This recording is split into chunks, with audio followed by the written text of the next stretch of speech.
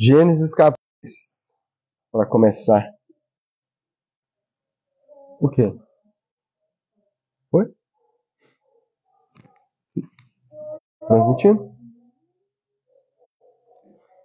Oitava pregação da série Família Criada por Deus. E se não me falha a memória, a quinta sobre casamento. Nessas pregações sobre casamento iniciais, estamos definindo o que é casamento. Na verdade, estamos vendo como Deus define o casamento e o que é o que é o casamento segundo Deus, né? E Ele é o criador do casamento, portanto é Ele quem define o que o casamento é. E mais uma vez, porque isso é importante, para os casados, para que a gente possa entender como Deus define o casamento e não como a nossa cultura, a sociedade define casamento. Para quê? Para que a gente possa honrar e glorificar a Deus no nosso casamento, né?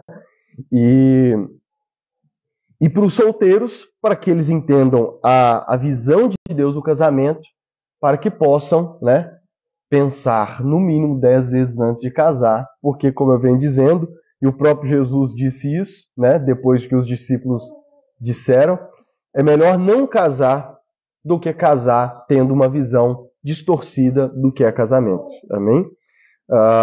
E isso eu vejo que é algo que a igreja evangélica, grande parte dos problemas dentro do casamento e também parte do problema que é a juventude dentro da igreja, ter relacionamentos, né, namoros, na maioria das coisas, em nada diferente daqueles que não são cristãos, e nas nossas igrejas nós não temos mostrado ao povo, à igreja, a visão que Deus tem do casamento, né? E aí, se nós temos uma visão distorcida do casamento, a gente nunca vai honrá-lo o suficiente como Deus exige, né? E é por isso, e talvez você diga assim, não, Lucas, mas as igrejas falam bastante de família. Irmãos, como é que eu posso te dizer? A gente fala sobre família na defensiva. O que eu quero dizer com isso? Quando vem as ideologias de gênero, quando vem os ataques das ideologias de gênero, os ataques às crianças, aí a gente quer falar de família. Só que mesmo assim, eu não sei se você vai concordar comigo, mas a forma como temos falado de família é muito genérico. Não sei se vocês concordam. É muito superficial, sabe? É muito superficial. É muito contra a ideologia de gênero. A gente foca muito hoje em dia em mostrar que a homossexualidade é pecado. Sendo que nós vamos falar disso, tá? Só que lá pra frente, tá entendendo por quê? Porque primeiro, nós temos que mostrar como Deus criou o casamento, a maravilha, a magnitude que é a visão de Deus sobre o casamento. Porque se nós tivermos essa visão de Deus sobre o casamento, irmãos, se nós educarmos o nosso povo com relação a isso, eles mesmos vão saber descartar as outras questões. E quando tivermos que falar contra ideologias de gênero, homossexualismo e todos os outros temas, vai ser muito mais simples. Porque nós já vamos ter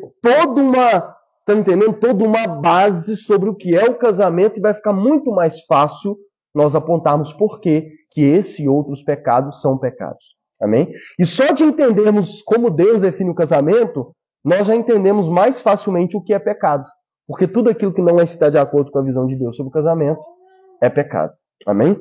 O tema hoje é a profundidade do casamento. Gênesis capítulo 2, verso 21 a 24.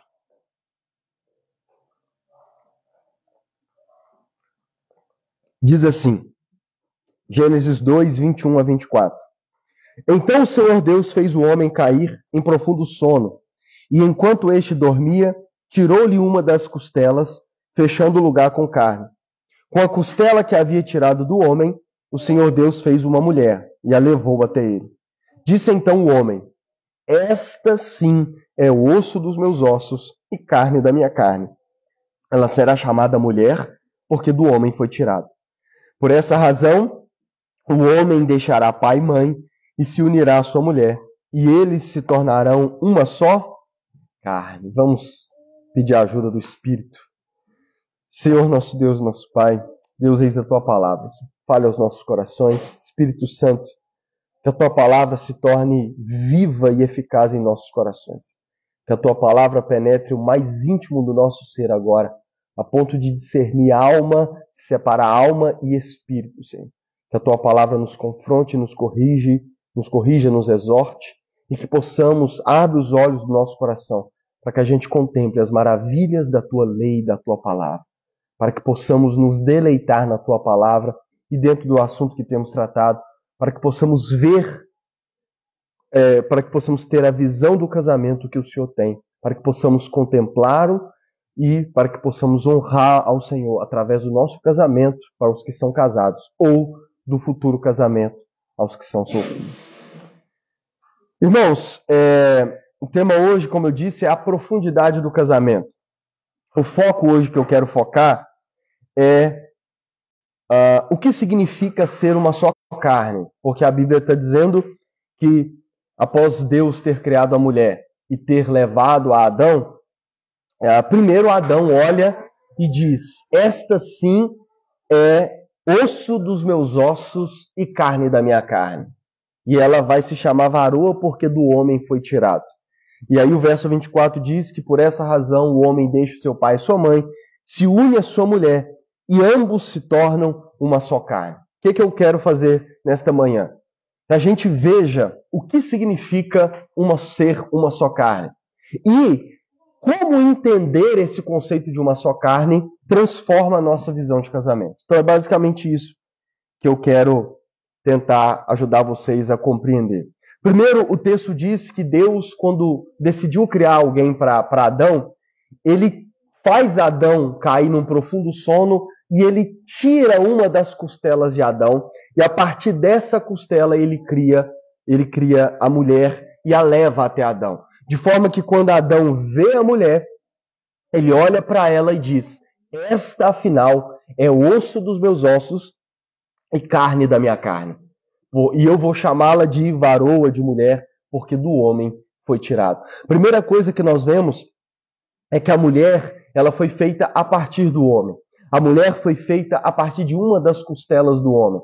E Deus leva esta mulher até o homem, como eu disse a semana passada, para que então, na união, que é o casamento, eles fossem completos. Como eu disse, parafraseando uma frase do Iago, Adão sabia agora que lhe faltava uma costela, mas ao mesmo tempo isso era um lembrete de que o que faltava para ele na vida agora não falta mais. Então, de certa forma, irmãos, Adão não tinha mais essa costela que faltava, né? A costela foi temporariamente retirada dele, porque ao mesmo tempo que Deus retira a costela dele, Deus a devolve a ele, só que agora, vamos dizer assim, como uma mulher, como esposa, e a Bíblia vai dizer no verso 24 que eles, a partir dessa união, dessa relação que é o casamento, eles voltam a se tornar um só. Portanto, de certa forma, Adão não faltava uma costela para Adão, mas a costela que lhe foi retirada foi dado a ele novamente, porém agora como sua mulher, como seu cônjuge, e ambos se tornaram uma só carne. E o que significa ser uma só carne? Irmão, um dos princípios que nós temos, que nós buscamos seguir na linha reformada, é de que a Bíblia interpreta a Bíblia. Amém? Se nós temos dificuldade em compreender uma passagem da Bíblia, nós devemos procurar outras passagens da Bíblia que vão explicar essa. Por quê? Porque Bíblia interpreta a própria Bíblia. Um verso da Bíblia que talvez possa parecer confuso para nós, basta nós buscarmos na Bíblia, no resto da Bíblia, e nós com certeza vamos compreender essa passagem. E o que eu quero fazer é pegar outras duas passagens para que a gente entenda o que significa ser uma só carne. Antes disso, deixa eu adiantar. Eu já citei em pregações passadas um site Brasil Escola, que ele é colocado na plataforma da UOL, que é um dos maiores sites de educação do Brasil. Em qual sentido? De que é um dos principais sites onde as crianças, os adolescentes e até os jovens entram na internet para fazer pesquisas escolares, para fazer trabalhos escolares. E na matéria desse site que fala sobre monogamia, lembra que uma das pregações foi sobre o casamento monogâmico, que é o padrão de Deus? Eles se referem assim no site sobre a monogamia. Eles dizem assim, ó, para os adeptos do poliamor, a monogamia é um sentimento de posse desnecessário. O que eles estão dizendo? Para os inimigos do casamento monogâmico, para aqueles que não gostam e que lutam contra o casamento monogâmico, para os adeptos do poliamor, das relações abertas, e por aí vai, também dediquei uma pregação sobre isso, a monogamia, esse casamento entre um homem e uma mulher para toda a vida, até que a morte os separa, estando implícito a fidelidade de um ao outro, para eles a monogamia é um sentimento de posse desnecessário. Por que eles são contra o casamento monogâmico? Um dos principais motivos é que eles acreditam e que eles dizem que o casamento monogâmico gera um sentimento de posse, onde o cônjuge pertence ao outro. E, na verdade, o que eles criticam ainda mais é que, na verdade, para eles, é sempre a mulher pertencendo ao homem. E isso a nossa geração abomina. Nossa geração abomina a mínima insinuação de que a mulher pertence ao marido. Então, para eles, a monogamia é um sentimento de posse. E como eles vão dizer sempre que a mulher ela é oprimida, que a mulher sempre foi oprimida, que a mulher sempre foi tratada como um objeto pertencente ao homem, pertencente ao marido, eles abominam a monogamia por causa disso. Porque lembra a eles esse sentimento de posse. Uma outra matéria que eu li, eles dizem assim, o problema da monogamia é o fato de ela ser compulsória e existir a partir de estruturas de poder, controle, possessão e ciúme exacerbado. Eu não vou entrar nesses outros detalhes, mas o que eu quero focar é que em mais uma outra matéria, onde eles criticam a monogamia, eles vêm colocar o fato de que a monogamia é um sentimento de possessão. A estrutura do casamento monogâmico é uma estrutura de posse, onde o cônjuge pertence ao outro. A pergunta que nós temos que fazer é, isso é verdade? E a resposta simples e objetiva é que sim. Nesse sentido, em certo sentido, eles estão certos. Porque, de fato, a monogamia ela está relacionada um pouco à posse. Embora essa palavra não seja a palavra ideal. Mas, o que para eles é abominação, o que para eles é motivo de ódio, a Bíblia nos aponta como uma das coisas mais maravilhosas do casamento. E esse é o meu foco nessa manhã. É mostrar como que uma só carne, de fato, vai contra esse sentimento da nossa geração de ser contra o que eles chamam de sentimento de posse. E eu quero te ajudar a entender isso. Adão vira para Eva, quando Deus traz ela até ele, e diz assim, essa sim é osso dos meus ossos e carne da minha carne. O verso 24 vai dizer que quando o marido deixa o pai e a mãe e se une à sua mulher, ambos se tornam, a partir deste momento, uma só carne. Lá em Malaquias capítulo 2, verso 15, aquele texto que eu também tenho recorrido a ele para falar sobre o casamento, quando Deus fala que o casamento é uma aliança e que o homem havia sido infiel à aliança com a sua esposa, no verso 15 Deus diz assim, acaso o Senhor não os fez um só? Acaso o Senhor não o fez um só com a sua esposa? Lá em Malaquias, Deus vira para o homem infiel, o qual ele está exortando, e diz assim, acaso você se esqueceu, vou parafrasear, de que o Senhor fez você e a sua esposa um só? Portanto, em toda a Bíblia, o casamento é uma só carne. Os cônjuges dentro do casamento, eles se tornam uma só carne. Eles se tornam, de fato, quando você se casa, você pode dizer para a mulher que ela é osso dos seus ossos e carne da sua carne. E a mulher também pode dizer que ela é osso dos ossos do marido e por isso eles são uma só carne. E para mim aqui mostra a profundidade do casamento e eu vou começar a te explicar o que eu quero dizer com isso. Aqui está a profundidade do casamento.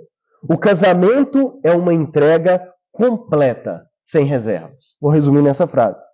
Esse conceito e essa doutrina de que os cônjuges se tornam uma só carne, isso nos aponta e nos mostra que o casamento ele é uma entrega completa, sem reservas. Quando você se casa com seu cônjuge, vocês se tornam um. E esse ser uma só carne nos aponta que a entrega de um cônjuge para o outro, ela é e deve ser completa e sem reservas. Completa e sem reservas. E aqui é que entra o diferencial do casamento de qualquer outro tipo de relação. Nenhuma outra relação entre os seres humanos é tão profunda quanto o casamento, porque nenhuma outra é e exige uma entrega completa. Vou repetir. Nenhuma outra relação entre os seres humanos, nem mesmo de mãe com filho, é tão profunda quanto a relação do casamento. Por quê? Porque nenhuma outra relação dos seres humanos entre si, ela é, e até mesmo podemos dizer que ela exige uma entrega completa sem reservas. A relação de pai e filho, Deus não exige. Aqui o que está implícito na minha fala é o que Deus define, amém? Nenhuma outra relação, nem mesmo de mãe e filho, exige uma entrega completa. Exige uma entrega sem reservas, por mais que para nós pode parecer. Mas entenda que a entrega completa, quase que completa, principalmente da mãe para com os filhos, é só uma fase da vida. Amém? É só uma fase. É só na fase inicial. A partir de certa idade do filho, Deus não exige dos pais e nem mesmo da mãe uma entrega completa sem reserva para com seus filhos. Portanto, somente o casamento, ele é uma relação profunda. Por quê? Porque ele não é apenas de forma como Deus criou, sem reservas, uma entrega sem reservas, como é exigido dos cônjuges se entregarem completamente e sem reservas um ao outro. E essa entrega completa sem reservas é um dos termos da aliança do casamento. Lembra que eu disse que os termos da aliança do casamento é Deus quem define? Lembra que eu citei isso semanas atrás?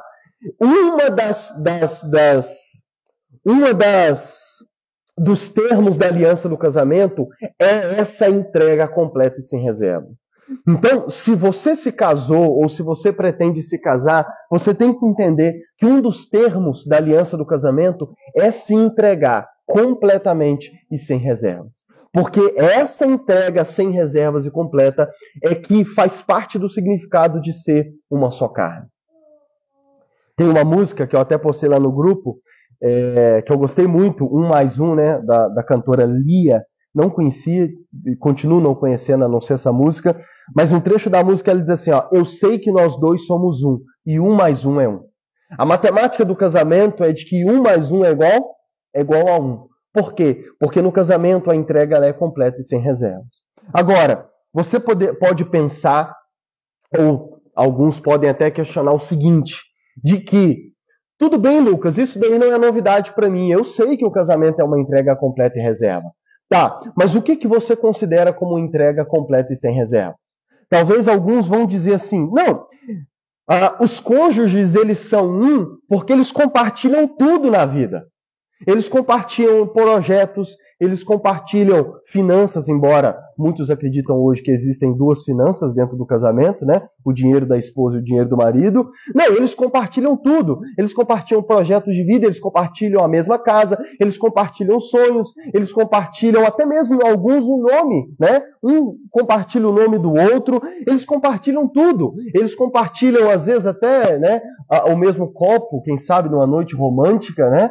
E o mesmo prato, quem sabe. Eu entendo que eles se entregam completamente porque eles passam a compartilhar tudo. Mas essa entrega completa e sem reserva do casamento vai muito mais do que isso. Ela é muito mais profunda do que isso. E deixa eu te ajudar a defender esse ponto da seguinte forma.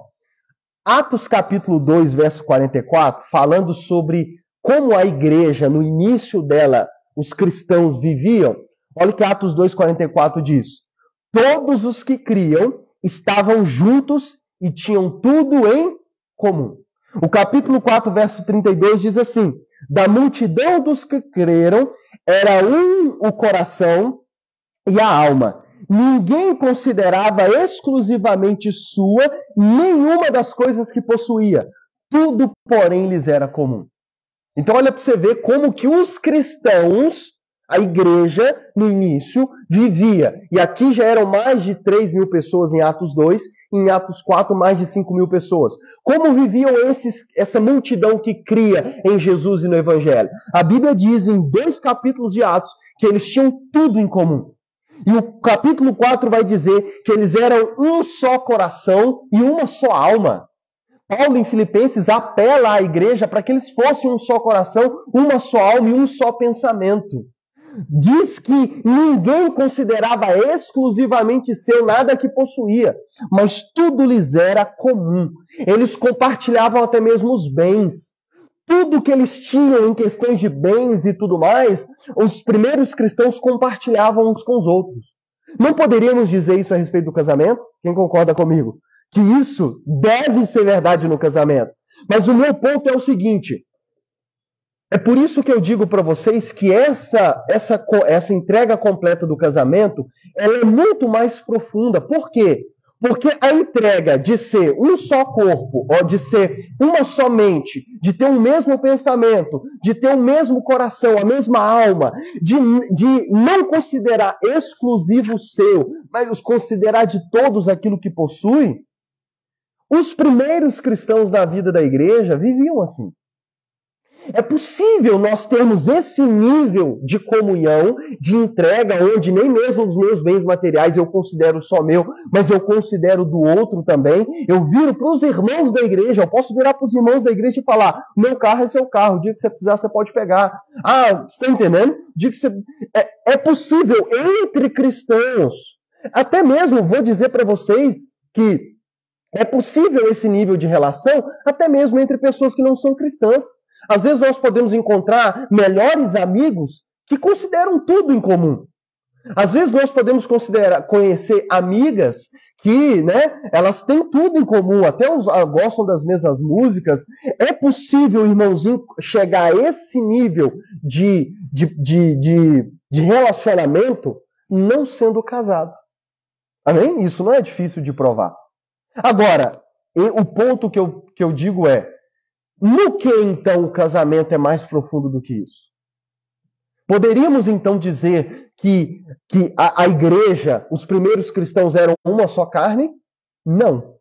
Eles tinham tudo em comum, eles eram um de certo sentido, no sentido de que compartilhavam bens, no sentido de que tinham o mesmo coração, de que tinham a mesma fé, de que tinham o mesmo pensamento e tudo mais. Nesse sentido eles eram um. Na verdade, Jesus até mesmo apela, em João 17, Jesus ora para que os discípulos fossem um. Nesse sentido eles são um. Mas esse um dos cristãos, da igreja ser um, é diferente de uma só carne. Lucas, me explica como que é diferente. Como que o um entre os cristãos é diferente do um no casamento, da uma só carne no casamento? Aqui é que nós entramos naquilo que diferencia a unidade do casamento da unidade entre os cristãos. E o que torna o casamento mais profundo do que a unidade entre os cristãos, ou entre melhores amigos e tudo mais? Eu conheço irmãos, um deles até trabalha ainda com a gente, que os dois, agora que um casou, então, pelo que eu percebo, eles se separam um pouco. Mas antes de um deles casar, nossa Deus, alguns chamavam eles até de Tico e Teco, porque andava junto, brigava com o patrão junto, ao mesmo tempo. O Mobinho deve ter lembrado quem que é. Assim, eles votam no mesmo candidato, você está entendendo? Então, assim, eles tinham uma parceria muito forte. Agora, o que torna, Lucas, então, o casamento mais profundo do que a relação entre os cristãos? O que torna o casamento mais profundo do que qualquer outro tipo de unidade e relação íntima é a entrega corporal. O casamento, ele é uma entrega corporal. O que torna o casamento mais profundo do que qualquer outro tipo de relação é que no casamento a entrega completa e sem reservas inclui o nosso corpo. Vou explicar melhor. No casamento, você não entrega apenas os propósitos de vida. Você não entrega apenas os bens. Vocês não são um porque compartilham o mesmo dinheiro. Vocês não são um apenas porque compartilham os mesmos sonhos, porque compartilham a mesma casa. Vocês são um porque no casamento o cônjuge entrega para o outro também o seu próprio corpo. E aqui é o que eu quero te explicar algo. O nosso corpo, ele faz parte de quem nós somos, irmãos. 1 Tessalonicenses 5, 27, 23 diz assim: o mesmo Deus da paz os santifique em tudo, e que o espírito, a alma e o corpo de vocês sejam conservados íntegros e irrepreensíveis na vinda do Senhor Jesus Cristo. O seu corpo faz parte de quem você é. A sua alma e o seu corpo, elas formam de forma juntas completamente quem você é. O corpo, irmãos, no cristianismo, ele é muito importante. O corpo, ele é muito importante. Tanto que Paulo, em 1 Coríntios 15, quando vai falar sobre a ressurreição, Paulo é muito enfático em dizer que esse corpo que nós temos, ele é importante. De tal forma que ele é a semente do nosso corpo glorioso que nós teremos na eternidade. Nós não passaremos a eternidade com esse corpo. Para alguns, né? Boa notícia. Aqueles quilinhos que talvez você se esforça para tal, você terá um novo corpo na eternidade. Mas Paulo fala que o corpo ele é tão importante que esse corpo ele é a semente do corpo de glória. Por isso Paulo em Tessalonicenses diz que não apenas nossa alma, e a gente fala muito em igreja evangélica da nossa vida espiritual, mas o que a Bíblia nos diz é que nós também devemos cuidar do nosso corpo. Mais para frente eu também vou voltar nesse detalhe. Porque lá em Coríntios ele fala que o nosso corpo ele é templo do Espírito Santo. E esse é um dos motivos pelo qual devemos cuidar. Mas o foco que eu quero nessa noite é mostrar que o nosso corpo faz parte de quem nós somos. O seu corpo faz parte da sua identidade. Não tem como falar de quem você é sem falar do seu corpo. O seu corpo faz parte de quem você é. Ele é parte integral de quem você é. E agora, a diferença do casamento é que na relação do casamento, diferente de qualquer outra das relações, é que no casamento, parte dessa entrega inclui a entrega do próprio corpo. Quando você se casa com o seu cônjuge, você entrega tudo, sonhos, você deve se tornar um na finança e todas as outras coisas que eu não vou focar aqui. Mas você também entrega o seu corpo. Você entrega quem você é para o seu cônjuge, porque você entrega para ele até mesmo o seu corpo. E de forma completa. Por isso que somente no casamento a entrega ela é completa. Somente no casamento a entrega ela é perfeitamente completa. Por quê? Porque somente no casamento inclui a entrega do corpo. Até mesmo quando a mãe está gerando o filho está dentro do corpo da mãe, sim ou não? Por um período, eles têm a mãe e o filho têm uma íntima conexão através do cordão umbilical. Mas chega o momento do parto, o bebê sai para fora, e o que acontece com o cordão umbilical? Ou pelo menos deveria acontecer? Deveriam cortar o cordão umbilical. Uma pessoa, a gente diz assim, é um baixinho. É um magrelo alto. É um gordinho. Você já viu? Por quê? Porque quem somos, o nosso corpo faz parte da nossa identidade. Estão entendendo? E a nossa geração está querendo ser muito chata com relação a isso, falando que é preconceito, mas esquece eles para lá. Porque o nosso corpo, irmãos, faz parte de quem somos. Faz parte de quem somos. Agora olhe para você a profundidade que eu quero ajudar vocês a entender. Se o meu corpo faz parte de quem eu sou, se no casamento eu entrego até mesmo o meu corpo para o meu cônjuge, e o corpo dele pertence a mim e o meu pertence a ele, vocês conseguem perceber que a partir do momento em que você casa, o seu cônjuge agora faz parte da sua identidade? O seu cônjuge agora faz parte de quem você é. De forma que quem você é agora inclui e deve incluir o seu cônjuge. Sem ser semana que vem, na outra eu vou falar sobre a primazia do casamento e vou aprofundar um pouco mais isso. A sua identidade agora inclui a sua esposa, inclui o seu marido. De forma que agora, um exemplo simples disso é que às vezes a gente também fala assim, é o Lucas da Jennifer. Ah, é a Jennifer do Lucas. Percebe como que está implícito e é incluído na nossa identidade, em quem nós somos, o nosso cônjuge? E isso é verdade, irmãos. Por quê? Porque se agora nós somos um, incluindo ser um do outro no corpo, o meu cônjuge agora faz parte de quem eu sou. Ele faz parte da minha identidade. Não existe eu sem ele. Ou pelo menos não deveria. Amém? Não deveria. Tem uma frase de uma das músicas do Ferrugem que diz assim: sem você acho que nem existiria eu. E de certa forma, é claro que, lembrando sempre, tá? Resguardado as proporções da idolatria, que eu também falei, lembra da série sobre Deus falso? Eu falei sobre idolatrar o cônjuge. Fica implícito sempre aqui que é resguardado essas proporções. Amém? Mais para frente eu vou falar disso também, quando o casamento se torna um ídolo. Mas voltando aqui, resguardado essas proporções da idolatria, de fato, de certo sentido, não existe mais você sem o seu cônjuge. Você não deveria mais enxergar a sua vida sem o seu cônjuge. Quem para pensar no seu futuro? Quem sonha? Quem fica às vezes imaginando, como que eu vou estar daqui? Irmãos, se você é casado, nos seus sonhos de futuro, se você sonha com um futuro onde a sua esposa não está, você está em pecado. Se nos seus projetos de futuro você não inclui ou não leva em consideração o seu cônjuge, você está em pecado. Por quê? Porque o seu cônjuge agora faz parte da sua identidade, faz parte de quem você é. Ele agora é parte de quem você é. Outra implicação, isso vai de confronto à nossa sociedade. Casamento não existe regras. Você já viu que a nossa geração gosta muito de falar isso? Meu corpo, minhas regras. Deixa eu te dizer, se você casou, isso não existe mais na sua vida. Não existe no casamento meu corpo, minhas regras. Por quê? Porque não é o seu corpo mais. Amém?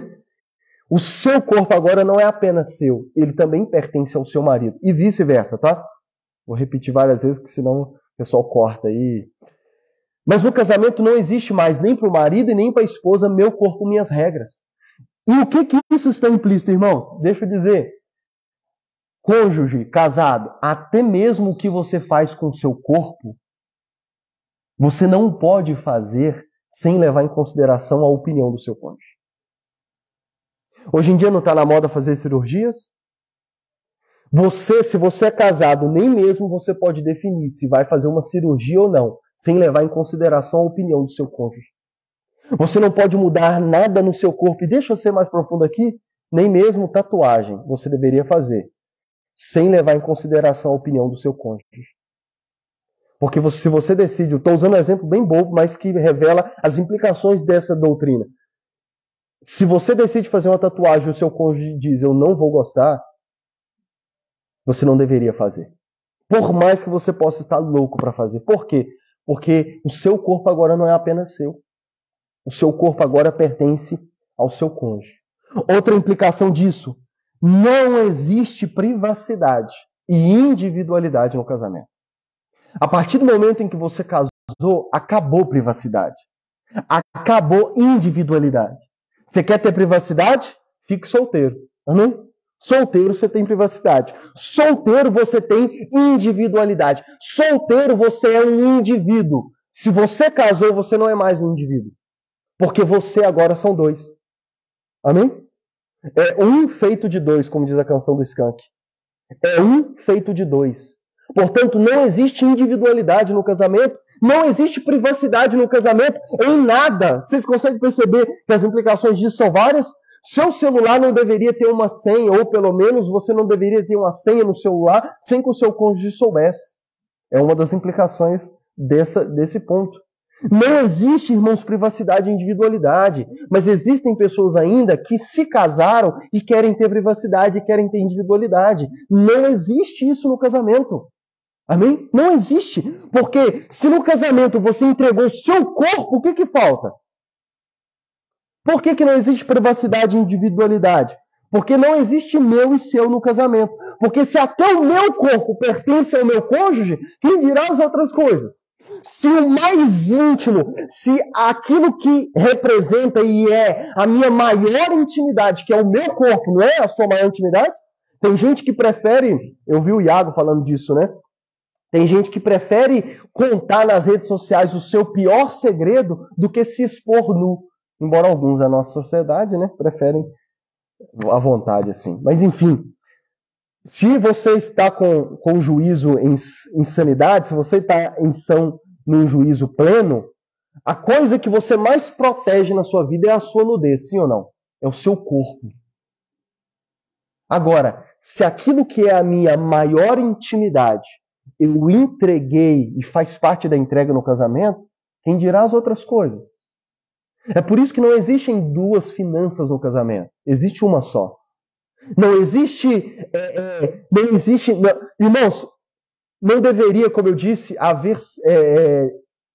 se o seu celular é digital, a digital da sua esposa tem que estar no seu celular. Se é senha, ela tem que saber. De forma que se vocês decidissem trocar o celular por um mês, não deveria ter problema. Amém? De forma que não deveria haver nem mesmo segredo entre vocês. De forma que aquilo que você não compartilha nem com o seu melhor amigo, aquilo que às vezes você não compartilha nem mesmo com o seu pastor, você não deveria ter problemas de compartilhar com o seu cônjuge. Pecados que talvez você não confessa para o seu pastor ou para o seu melhor amigo, você não deveria ter problemas de compartilhar e confessar para o seu cônjuge. Porque vocês são um. E não há privacidade e individualidade. Porque aquilo que vocês têm de mais íntimo, vocês já se entregaram um ao outro. E isso, irmãos, vai gerar implicações no sexo. Mas eu vou falar dele semana que vem. Amém? Eu vou falar dele semana que vem. Percebe como que isso torna o sexo algo muito sério? E semana que vem eu vou falar sobre isso. É por isso que, voltando a Gênesis 2, o verso 25, depois de dizer que eles eram um só, se tornaram uma só carne, o capítulo 2 de Gênesis, o capítulo 2 de Gênesis termina com o verso 25, onde diz: ora, um e outro, homem e mulher, estavam nus e não se envergonhavam. Adão e Eva estavam nus e não se envergonhavam. Por quê? Porque eles eram um do outro. Porque aquilo que é a nossa maior intimidade, que é a nossa nudez, que é o nosso corpo, no casamento há essa entrega. E aqui deixa eu dizer algo que me veio. Talvez você tenha coisas no seu corpo, seja uma cicatriz, para usar um exemplo bem simples e não me ousar em outro, que talvez você se envergonharia se outros vissem. Talvez você tenha coisas no seu corpo que você se envergonharia se os seus pais vissem, se o seu melhor amigo visse. Mas no casamento, se você é casado, não deveria haver nem mesmo nada no seu corpo que causasse vergonha entre o seu cônjuge. Amém? Não deveria haver vergonha no casamento. Por quê? Porque vocês são um do outro. Amém? Vocês são um do outro. De forma que no casamento, ela sou eu e ele sou eu. Efésios capítulo 5, verso 28 e 29, e eu já vou finalizar nesse texto. Paulo diz assim em Efésios, capítulo 5, verso 28. Assim também o marido deve amar a sua esposa como ama o próprio corpo. Quem ama a esposa ama a si mesmo, porque ninguém jamais odiou o seu próprio corpo. Ao contrário, o alimenta e cuida dele. Olha o que Paulo está dizendo em Efésios. O marido deve amar a sua esposa como ama o próprio corpo. Isso nunca foi tão fácil de entender como na nossa geração, onde essa questão de amar o corpo, de cuidar do corpo, tem sido tão comum, né? Tão comum. Quantas pessoas não gastam dinheiro e mais dinheiro para cuidar do próprio corpo? Eu não estou dizendo que isso é errado, amém? Para cuidar do próprio corpo. Quantos amigos eu conheço de longa data, que eu conheci anos atrás de uma forma, e se eu entrar no Instagram deles hoje, eu falo, que é isso, né? Fulano entrou lá no CrossFit, fulano entrou na academia, agora tá padrão, você está entendendo? Por quê? Comum e tão bem visto na nossa sociedade o cuidar do próprio corpo. Tem pessoas que não comem qualquer coisa para cuidar do próprio corpo. Agora olha o que Paulo está dizendo. O marido deve amar a esposa como ama o próprio corpo. Quem ama a esposa ama a si mesmo. Olha o que Paulo está dizendo. A profundidade do casamento. Paulo está dizendo que como vocês são um e até mesmo o corpo pertence ao outro, E, marido, quando você está amando e cuidando da sua esposa, você está cuidando de si mesmo. Porque ela é você. E vice-versa também. Quando a esposa cuida do marido, ela está cuidando de si mesmo. Porque vocês dois são um só. Eu conheço casais que no mais comum a esposa brigar muito com o marido por causa do jeito que ele se veste, né? Tem umas esposas que dizem, é o Agostinho Carrara da grande família. Irmãos, deixa eu dizer, às vezes pode parecer uma briga boba, mas é uma briga que tem base, que tem sentido. Porque se o meu cônjuge faz parte da minha identidade, é óbvio que eu não vou querer o meu cônjuge de qualquer jeito do meu lado. Você está entendendo? E eu confesso que eu preciso melhorar muito nisso, porque eu estrago muito a imagem da minha esposa. Mas deixa eu confessar isso depois. Mas olha o que Paulo está dizendo. Você cuidar da sua esposa e amar a sua esposa é cuidar de si mesmo. E as implicações disso também são profundas, irmão. Paulo diz assim, ninguém jamais odiou o seu próprio corpo. A pessoa que gosta do autoflagelo, de cortar a si mesmo, de ferir o próprio corpo, ela tem um problema. Amém? Ela tem um problema. Porque o mais comum é nós cuidarmos do nosso corpo. Você já viu os reflexos que nós temos naturalmente de proteção ao nosso corpo? Paulo está dizendo assim, ninguém jamais odiou o próprio corpo. Pelo contrário, ele cuida e o alimenta. Nós cuidamos do nosso corpo, nós protegemos o nosso corpo. E a implicação disso para o casamento que Paulo está dizendo é que tudo que você faz pelo seu cônjuge, você está fazendo para si mesmo. E tudo o que acontece ao seu cônjuge, acontece a você. É por isso que você deveria proteger o seu cônjuge, principalmente o marido com a esposa, você deveria proteger o seu cônjuge, lembrando que você não está protegendo só a pessoa mais próxima de você, você está protegendo você mesmo. Por isso que e aqui o proteger em vários sentidos. Em vários sentidos. Uma das formas de proteger é que você nem mesmo você deveria estar atento até mesmo ao seu cônjuge se colocar em uma situação desconfortável. Consegue entender isso? Há várias situações em que eu não me coloco ou eu não deveria me colocar porque aquilo talvez vai trazer constrangimento para minha esposa. E isso, irmãos, na primazia do casamento eu vou aprofundar mais nesses detalhes. No sentido de que, tipo assim, qualquer coisa que você vá fazer, cônjuge, você tem que sempre lembrar e pensar, isso vai afetar o meu cônjuge? Decisões na sua vida você tem que sempre levar. A primeira coisa que você pensa antes de tomar uma decisão é se aquilo vai ou não afetar o meu cônjuge. É se aquilo vai ou não trazer até mesmo o mínimo que seja constrangimento ao meu cônjuge. E se de fato for trazer ou for acontecer algo, que você recue. Por quê? Porque o seu cônjuge faz parte de quem você é.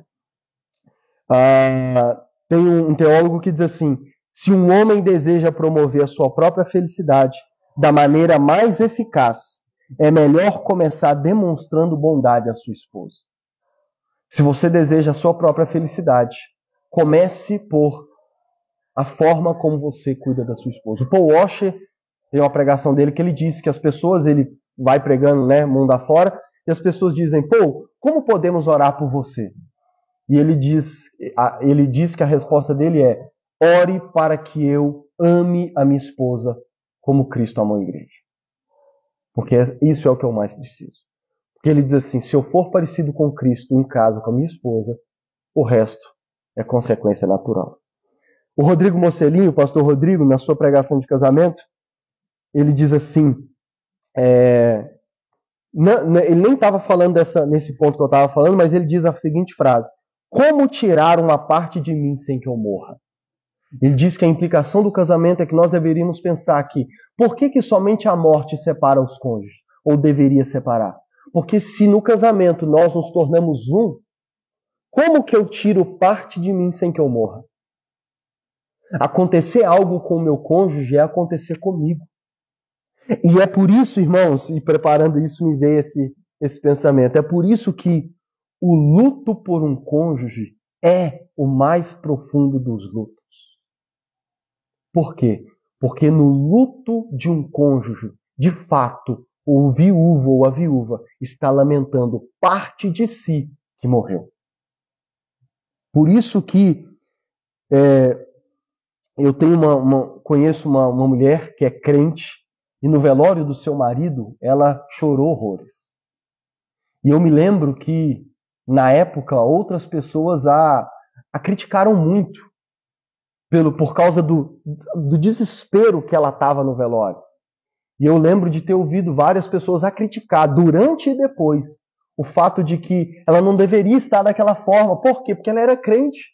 Será que ela não confiava em Deus? Como que ela pode, sendo crente, estar naquela situação, naquele velório? Mas deixa eu dizer, hoje eu entendo de uma maneira diferente. Hoje eu entendo que ela não estava em momento nenhum errada. Por quê? Porque ali estava morrendo parte dela. Parte de quem ela era, agora estava morrendo. E isso deveria tornar o luto por um cônjuge o mais profundo dentre qualquer outro dos lutos. A música do Skank também diz: na matemática torta da vida aqui sem ela, 2 menos 1 é 0 e eu não sou nada do que eu era. Irmãos, a partir do momento em que você casou, você nunca mais será o mesmo. Você pode até divorciar, você pode até se tornar viúvo, você nunca mais será o mesmo. Por quê? Porque seja através do divórcio, ou seja através da morte do seu cônjuge, você nunca mais será o mesmo. Por quê? Porque parte de você morreu. Seja através da morte natural, ou seja através do divórcio, que de fato é uma separação e é uma morte de parte de quem você é. E eu finalizo dizendo que nesse texto de Efésios, Paulo diz assim: porque ninguém jamais odiou o seu próprio corpo. Ao contrário, o alimenta e cuida dele. Como também Cristo faz com a igreja, porque somos membros do seu corpo. Paulo fala em 1 Coríntios 6 que aquele que se une ao Senhor se torna um com ele. Irmãos, como isso aponta para o Evangelho? Quando Cristo deu a sua vida por nós, lembra que eu já disse aqui, na ceia nós celebramos com o pão. O que nós celebramos com o pão? Jesus disse que o pão lembra do meu corpo que é dado por vós. A entrega de Cristo pela sua noiva, pela igreja, foi total e completa, a ponto dele entregar o seu próprio corpo. E ele não apenas entregou o seu próprio corpo pela sua noiva e a sua igreja em vida, mas ele também foi capaz de entregar até mesmo o seu corpo na morte pela sua noiva, pela igreja. A entrega de Cristo foi completa. Começou, como diz a canção, com ele deixando a sua glória. Filipenses 2 diz que ele se despiu da sua majestade, da sua glória, e desceu aqui. E não apenas desceu e encarnou, se tornou um mero, vamos dizer assim, humano, no sentido carnal, como ele foi para a cruz e entregou o seu corpo físico na morte pela sua noiva e pela sua esposa. Para que, a partir daquela entrega, a igreja, nós os cristãos, nós os que cremos no Evangelho, nos tornássemos o seu corpo. Portanto, nós sabemos que a Bíblia em vários momentos diz que a igreja é o corpo de Cristo. E eu me lembrei de uma passagem de Atos 9, lembra quando Saulo saía perseguindo a igreja? O que Jesus disse para ele quando o encontrou no caminho de Damasco? A Bíblia diz que Saulo saía perseguindo os cristãos e matando eles de casa em casa. No caminho de Damasco, onde ele estava indo para Damasco para fazer a mesma coisa, Jesus aparece para ele, joga ele no chão, muitos acreditam que o derruba do cavalo, e qual que é a frase? Porque a igreja é o meu corpo. A igreja é quem eu sou, ela faz parte de quem eu sou. A Bíblia diz que Cristo é o cabeça e nós, a igreja, somos o seu corpo. Nós somos um com ele, irmãos. A aliança que ele fez conosco, a aliança do Evangelho, é uma aliança que foi feita no sangue e na entrega do corpo, para que hoje nós podemos dizer e descansar no fato de que somos parte do corpo de Cristo. E é por isso que ele jamais nos abandonará, porque ele jamais abandonará o seu próprio corpo. E é por isso que ele cuida de nós, é por isso que ele nos protege, é por isso que ele é fiel a nós, porque nós somos agora parte do seu corpo. E que o nosso casamento, que possamos lembrar de que o casamento aponta para essa realidade. Por isso que Paulo vai dizer que quanto mais eu me maravilho no Evangelho, mais eu aprendo a amar minha esposa e vice-versa. Quanto mais você estiver se deleitando no casamento, mais você vai aprender a amar a sua esposa, mais você vai estar disposto a fazer aquilo que a aliança do casamento exige, porque você vai entender que vocês são um só, de que somos um e de que essa aliança foi feita com preço de sangue. Amém? Fique de pé. Aos casados, que estas verdades possa reformar o seu casamento. Que você possa mudar a sua forma que você olha para o seu cônjuge, depois de ouvir todas essas verdades que nós temos visto. Que você possa se deleitar cada vez mais no Evangelho, porque assim, pensando em como você é um com Cristo, você vai aprender a como você é um com o seu cônjuge, com a sua esposa. E em terceiro lugar, dessa forma também você vai levar a sério o seu casamento. Porque você vai lembrar que o seu casamento, a vontade de Deus é que ele seja um pequeno quadro que ilustre parte do que o Evangelho é. Parte da profundidade do Evangelho. Um dia me perguntaram por que eu tenho tanta paciência com a minha esposa. E eu disse para a pessoa, você quer saber o segredo? Aí ele, claro que eu quero. Aí eu fui lá, peguei minha Bíblia e abri essa passagem de Efésios. E eu disse, Deus me manda amar minha esposa como Cristo me amou. Então, que possamos lembrar disso, de que o nosso casamento é para a honra de Deus. E aos solteiros, que você possa ter essa visão maravilhosa do que é o casamento. E que essas verdades, eu não sei se está ficando claro, mas que essas verdades te levem a levar a sério o pensamento de casar. Para que você entenda o que você vai fazer. Para que, como eu vou pregar na última pregação dessa primeira temporada, você possa planejar bem antes de casar. Que você possa escolher bem com quem você vai se casar. Porque é isso que vai acontecer a partir do momento em que vocês se casarem. Vamos orar e pedir a ajuda do Senhor para vivermos todas essas verdades no nosso casamento. Senhor, nosso Deus e nosso Pai, Deus, obrigado pela Tua palavra.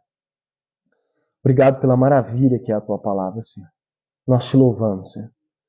Obrigado, Jesus, e a minha oração é para que o Senhor possa reformular, que o Senhor possa estar reformulando não apenas a nossa visão de casamento, mas daqueles que já casaram, o casamento deles. Que os cônjuges, Senhor, possam transformar a sua forma de ver os seus cônjuges e de se relacionar no casamento, tendo compreensão de todas essas verdades profundas da Tua palavra a respeito do casamento. Minha oração é para que os solteiros possam levar a sério a visão de casamento, a profundidade do casamento, para que eles possam pensar bem, planejar bem e escolher bem com quem vão se casar, entendendo o nível da relação, o qual eles estão buscando e estão querendo entrar. Pedimos por fim que o Teu Espírito nos ajude, Senhor. Pedimos por fim que o Teu Espírito Santo nos ajude a viver as profundidades dessa verdade. Pedimos a ajuda do Teu Espírito para colocarmos em prática todas essas verdades maravilhosas da Tua palavra. Deus, eu sei que por causa da presença do pecado ainda em nós, ainda nessa vida, nem sempre, e não é fácil, Senhor, colocarmos em prática todas essas verdades maravilhosas da Tua palavra. Mas nós te glorificamos porque o Senhor enviou o Teu Espírito que habita em nós. E Ele está em nós para nos ajudar a pôr em prática todas essas verdades. O Senhor Jesus disse que o Senhor enviaria o Teu Espírito para nos ensinar a andar em toda a verdade. Nós precisamos da Tua ajuda, Senhor. Ah, Deus, a mesma forma que o casamento é profundo, o casamento também é a relação mais difícil que nós temos. Porque são dois pecadores vivendo debaixo do mesmo teto e sendo um só em toda essa profundidade. Portanto, que Teu Espírito nos ajude a sermos santos no casamento. E como diz o Paul Washer, que o Senhor nos ajude a ser com o nosso cônjuge cada vez mais parecido com Cristo.